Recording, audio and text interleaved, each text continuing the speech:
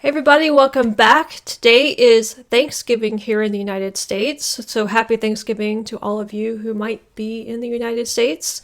We had a nice little Thanksgiving dinner here. My grandparents came over for it, and unfortunately, I didn't get to see any of my brothers because we're all kind of laying low a little bit because of you know what's going on right now.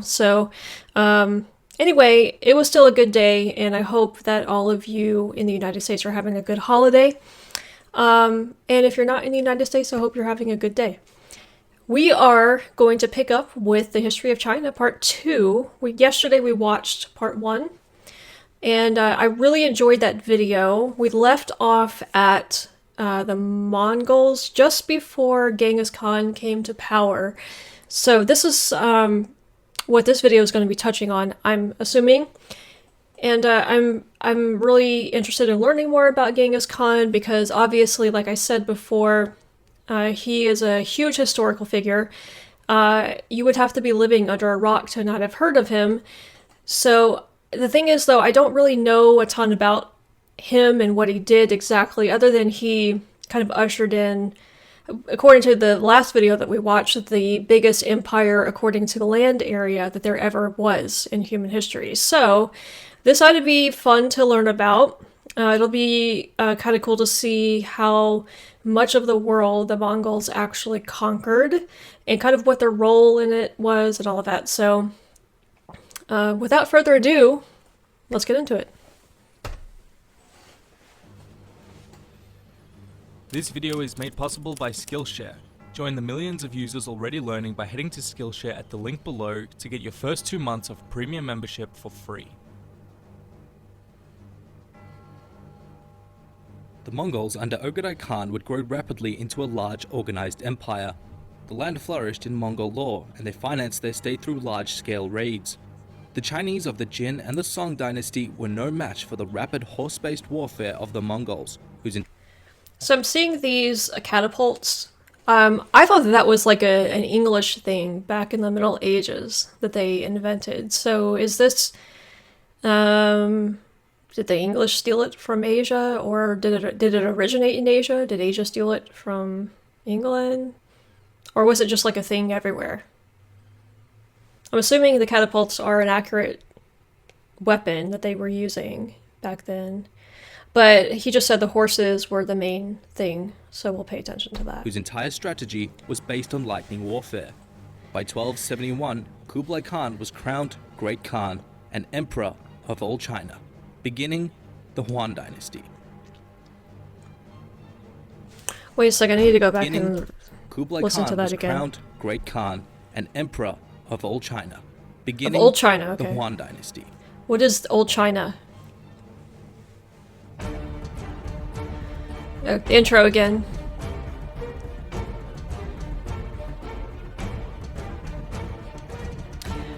I don't know what old China is. One of you guys, if you know, let me know.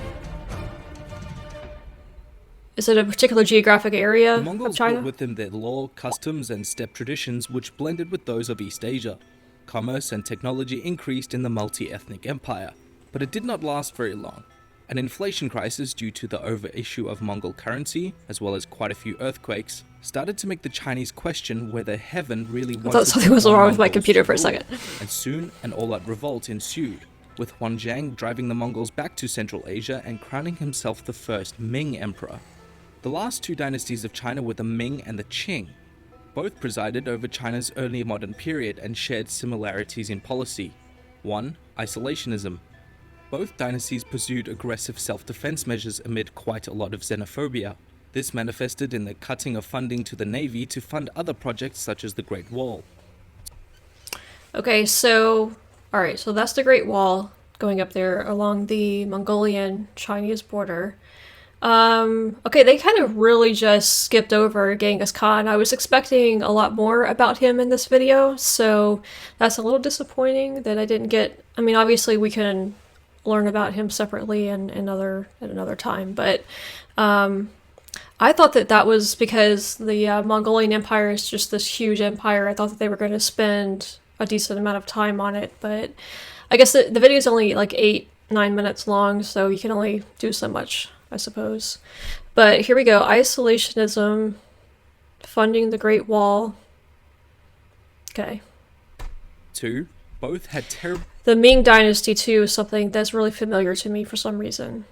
mismanagement of money, being unwilling to trade with foreign powers beyond the port of Canton, of funding to the here. Navy to fund other projects such as the Great Wall.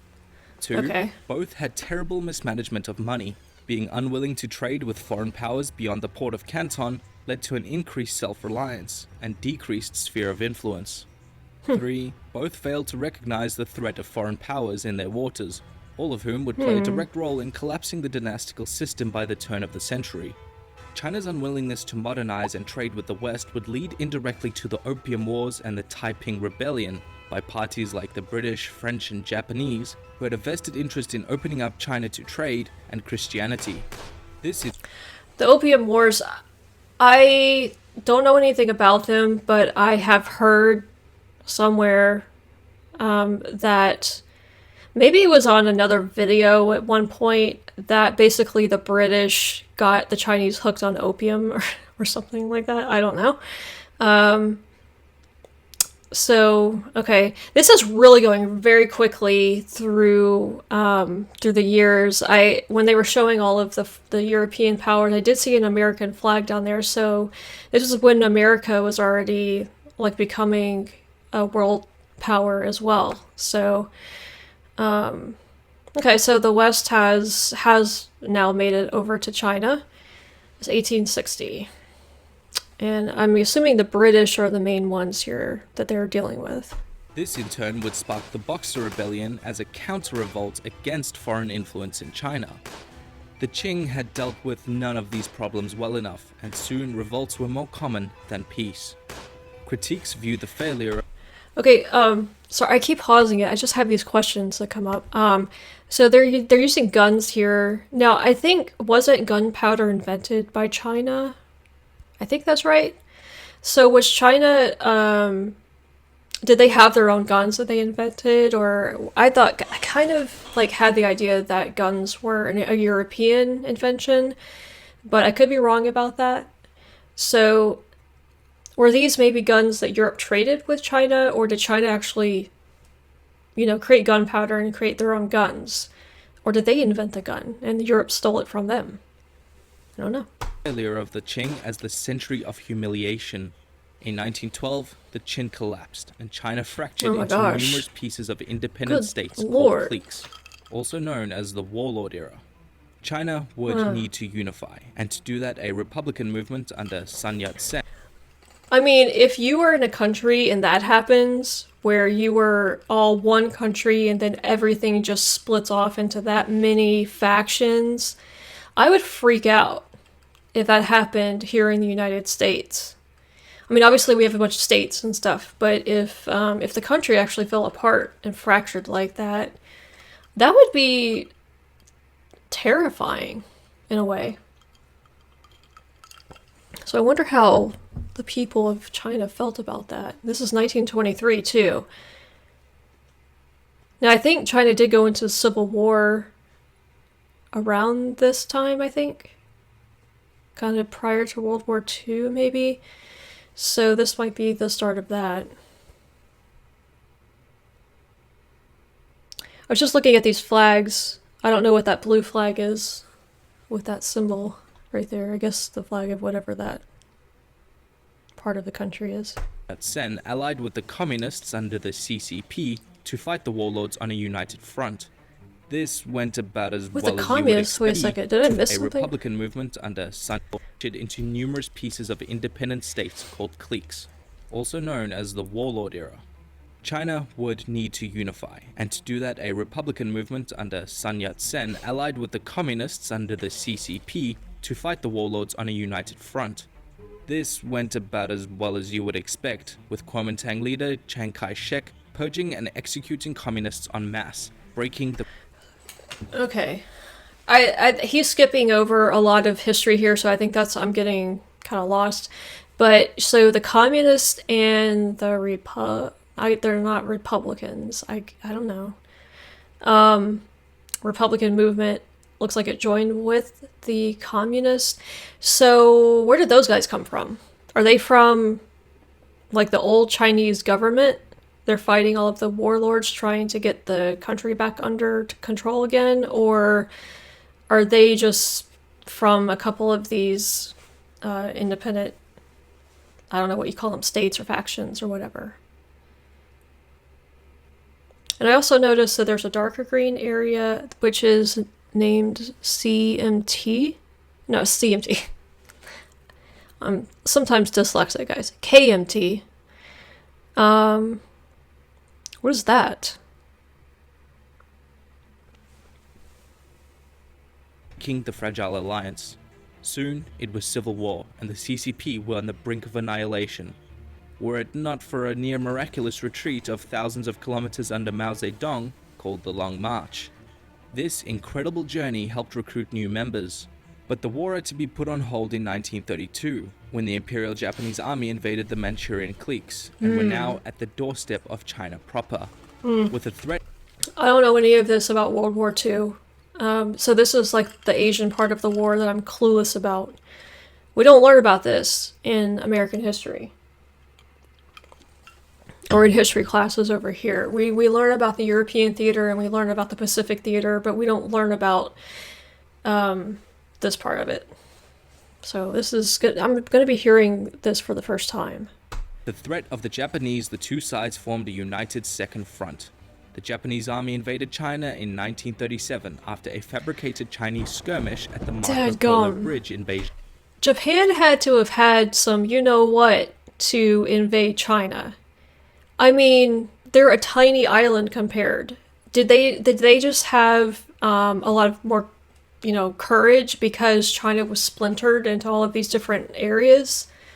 Because I guess it would probably be easier to conquer a country if they're kind of split like that versus a united country. But man,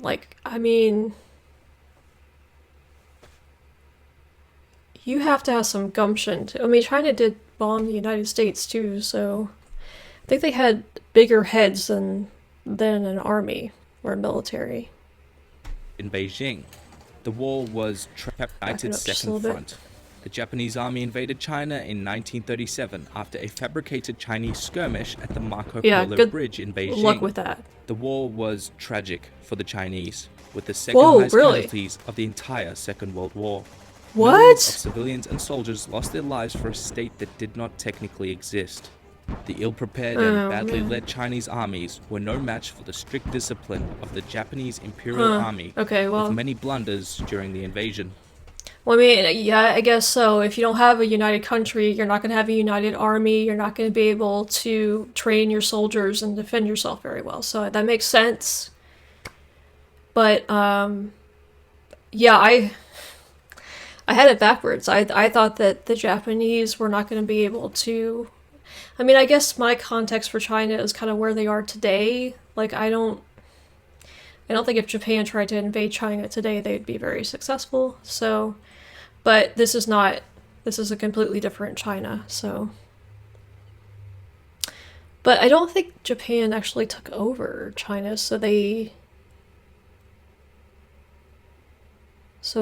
China, I guess, kept them at bay.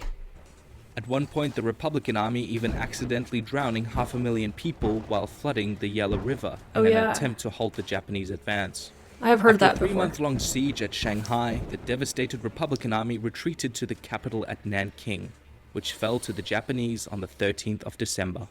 Really? An event you probably haven't heard about in the West, known as the Rape of Nanking. The Japanese were so senselessly brutal to the Chinese that the Nazi ambassador was the voice of reason and is now celebrated as a hero in China. His letters and journals from the time tell of how up to 300,000... This was an abrupt switch from the animation, but last night, up to 1,000 women and girls are said to have been raped. You hear nothing but rape. If husbands or brothers intervene, they're shot.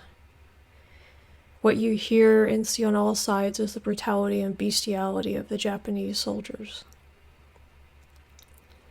John Rabe. I guess he was a Nazi officer. How does he know this? Was he in China?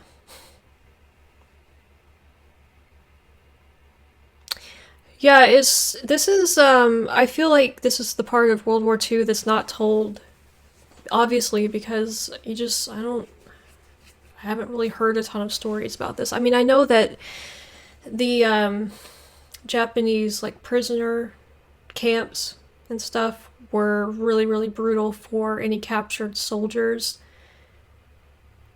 But I haven't heard a ton about how the Japanese treated civilians. Obviously not well.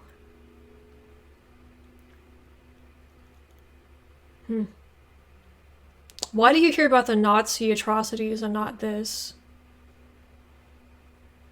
That seems odd to me. I don't know. Maybe because it's Europe. It takes more of a center stage. I don't know.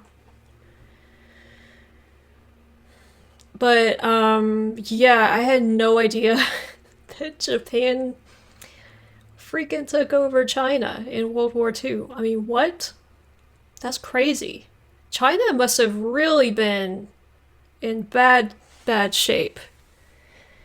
Which maybe explains why they turned to communism and this dictator, because they needed somebody to protect them and get them back into working order. I don't know. People were raped and murdered during the occupation. There were even contests to see which officers could behead 100 people with their swords in the fastest time. The results of which were printed in... Jeez, are you kidding me?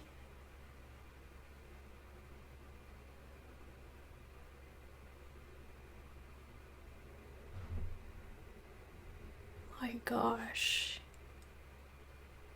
I mean, like, I just had an image flash into my head thinking what that would look like. Oh my god, dude.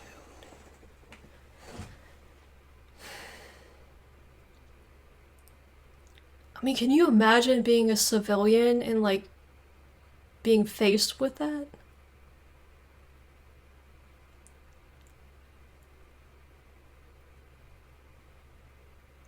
I mean, the closest thing we have in modern times to that, I feel like, was the ISIS takeover of, like, Syria and stuff. Which, thank God, they've been, pushed back, or, I guess, destroyed. I don't know if ISIS even exists anymore. I don't think they do, at least not significantly, so... But that was hard enough to, like, hear the beheading stories of ISIS, but, God, this takes it to a whole other level. This is, like, as bad as the gas chambers with the Nazis. Maybe, I don't know. I mean, maybe they didn't kill as many people with this method, but jeez, man. In Japanese newspapers with the same tone that you would expect to see when reporting on a baseball game. Why has this event been mostly forgotten to history and in some cases flat out denied? When you're done here, head on over to my channel to find out. Okay. Please be sure to check out Knowing Better's channel in the link below for more on how entrenched the events at Nanking became on the collective Chinese psyche. Guess we're gonna have to watch that, although... Stunningly. I guess we're gonna have to watch that, but I really don't want to. Because if it's just gonna be, like, 10 minutes of hearing stories like that, man. Successful. However, they began losing a lot of ground by 1945, since they were now fighting a four-front war. The stunning successes of the Communist Army and the failures of the... Sorry, my brain was still with that, and I wasn't taking in what he was saying. ...became on the collective Chinese psyche. Japan's war was stunningly successful. However, they began losing a lot of ground by 1945, since they were now fighting a four-front war. The stunning successes of the Communist Army and the failures of the Republican Army against the Japanese meant that the CCP was on much better footing in the minds of the people. The massive conflict had been an opportunity for Mao to prove his devotion. That's exactly what I said. The Chinese people are going to turn to communism as a way to protect themselves, even though it's still a horrible system. It's better than what the Japanese were inflicting on them. But Japan was fighting a four-front war. Where were the four fronts? Obviously China and the United States in the Pacific. Where are the other two? I saw some soldiers down closer to India, sort of, maybe. So well, India fought in World War II, right? We learned that in the History of India video, that Britain kind of conscripted the Indians to fight. So maybe that's what they were doing. They were fighting the Japanese. Devotion to China, and millions flocked to his side. China's civil war resumed not long after, and with the help of the Soviet army in northern China, the tide turned in the CCP's favor. The Kuomintang's Republican army were forced to retreat. Oh, the Soviets. So were they also fighting the Soviets as well? Because the Soviets were on the Allies' side in World War II. So maybe they were facing the Soviets as well. Retreat to the island of Taiwan, which still calls itself Okay, the Republic hang on, I got army it. in northern. Sorry guys, I'm keep going back. I'm having to pause for comments and then I miss what he's saying. So we're just gonna go back a little bit here. China's civil war resumed not long after, and with the help of the Soviet army in northern China, the tide turned in the CCP's favor. The Kuomintang's Republican army were forced to retreat to the island of Taiwan, which still calls itself the Republic of China to this day. China was declared the People's Republic in 1949, with Mao named Supreme Chairman. He is infamous for the so-called... I love how all of these communist states always call themselves a republic. No, you're not. You're not a republic. necessary evil, with Mao named. China was declared the People's Republic in 1949, with Mao named Supreme Chairman. He is infamous for the so-called necessary evils by which he ruled the mainland, both in terms of the starvation of millions of his own people during the Great Leap Forward, where industrialization caused a massive famine, and also the Cultural Revolution to dispose of old traditions and systems, resulting in the execution of thousands of dissidents. A controversial figure in both the West and the East, seen as both tyrant and liberator. China seemed like an ally of the Soviet Union. Yeah, what do you do in that situation? Like, the Chinese people were in a really... their backs were against the wall, weren't they? They had no good option. It was either a tyrannical dictator who was going to commit atrocities against them, or a slightly worse enemy with the Japanese. I mean, man. It just, like...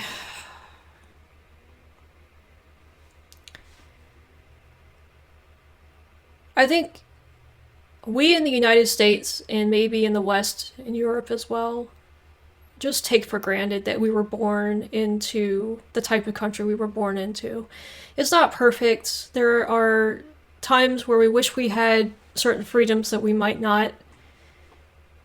But, I mean, at least this stuff isn't happening. We have it really, really good in life. And even today, like, I was thinking about this the other day of what are the chances that I was born in the United States? I mean, I could have been born anywhere in the world. I wonder how I would have coped with life if I was born in a country that had to deal with a bunch of crap all the time. Like, I don't know if I'd be able to do it. We have it super easy here in the United States, and we forget about that all the time. And so many billions and billions and billions of people were born into countries like this where they just didn't have a chance, you know? Union during the Cold War, especially during their involvement in the Korean and Vietnam Wars against the West. But in reality, Sino-Soviet relations grew ever more antagonistic, reflecting their isolationist past. Much changed after Mao's death, and the government began to relinquish controls over the planned economy. However, the same year the Berlin Wall fell, when calls for democracy sparked protests in the Tiananmen Square, the Chinese government revealed to the world that they had not weakened and were not going to collapse like other socialist states. The Tiananmen Square, I don't know what this was about. I was extremely young when this happened. I do remember it being a big thing, But I was just a little kid. I had no idea what had happened. I knew a guy had gotten run over by a tank, apparently. And I know you can go back and watch it. I think it's probably on YouTube. I don't really want to do that, though. I mean, it's one of those things where I just can't quite bring myself to watch. But I never knew what that was about. So the people are basically protesting. Mao has died. I know nothing about Mao other than what he just said right here about him. So again, more to learn. But so the people now in China are kind of becoming discontent with, and which they should be after Mao's what he did. So they're kind of trying to rise up against the new government here post Mao. And Chinese government aren't having it. Although it sounds like they're relaxing things a little bit, kind of like the Soviet or Russia did, when it became Russia after the Cold War. By firing on their own people. A more mixed economy of socialism and capitalism triumphed, and soon China's economy began to grow and industrialize at a rapid rate, becoming the first nation to surpass. Wait a second, Socialism and communism a more mixed collapsed. economy of socialism and capitalism triumphed, Okay. and soon China's economy began to grow and industrialize at a rapid rate, becoming the first nation to surpass a population of 1 billion. Modern China experienced So that was even further recent. So that was recent when they surpassed 1 billion. For some reason, I thought that they had been at that level for a really long time, but I guess not. So, I don't know a whole lot about the Chinese government now, other than it's not a pure capitalist system, but obviously it's way better than it used to be. And it really has been in just recent decades where they've kind of grown to be almost, I don't know if you would call China a superpower or not, but they've got a lot of power now. They're on up there. Like, when I think of, world powers, I think of, obviously, the United States, Russia, and China. Those are the big three now. So, so it's a mix. So China's government is kind of a mix, or economy. I guess the government wouldn't be a capitalist. It's the economy. Is a mix of socialism and capitalism. Which is interesting. I don't really know how that works exactly. Other than maybe the government just has a lot of regulation that they impose on the economy. I'm not sure. But what kind of government does China have now? Is it... I don't know. I feel like I've heard that it's still kind of communist, but they actually just realized that YouTube isn't even allowed in China right now, so obviously they've still got some tyrannical aspects going on in their government, but I guess I need to look up kind of what kind of government they have now there.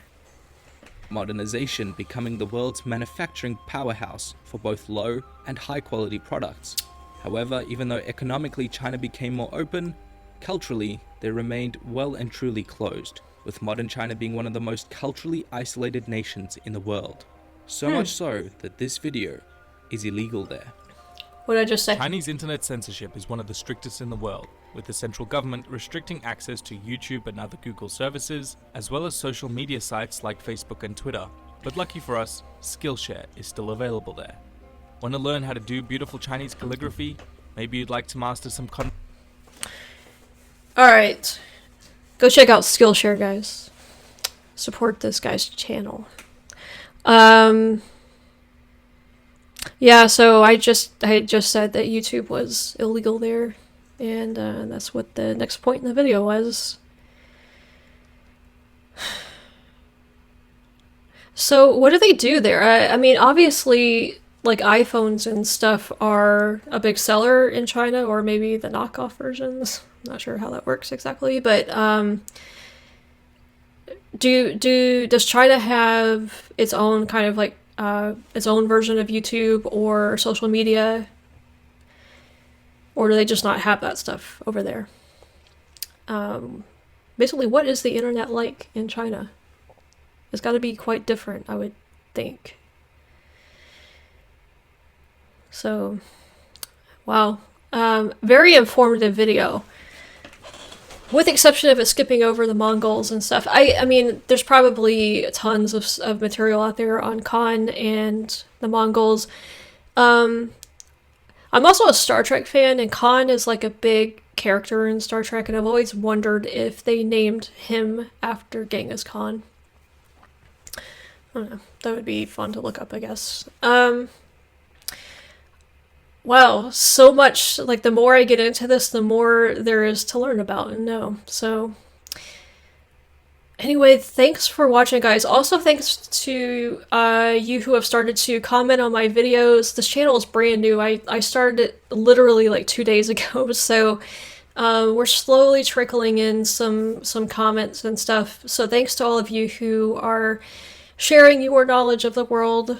I don't have all of your names in front of me, but you know who you are.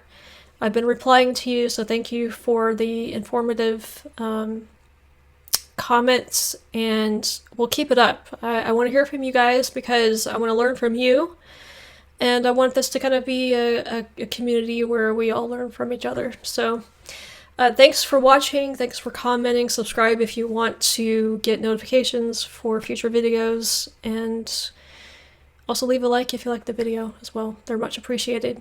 And we'll be back tomorrow with something. I'm not sure if I'm going to move on to a different country or if we're going to hammer more on China and India. We shall see. But hopefully you'll come back for that. So thanks and have a good day, guys.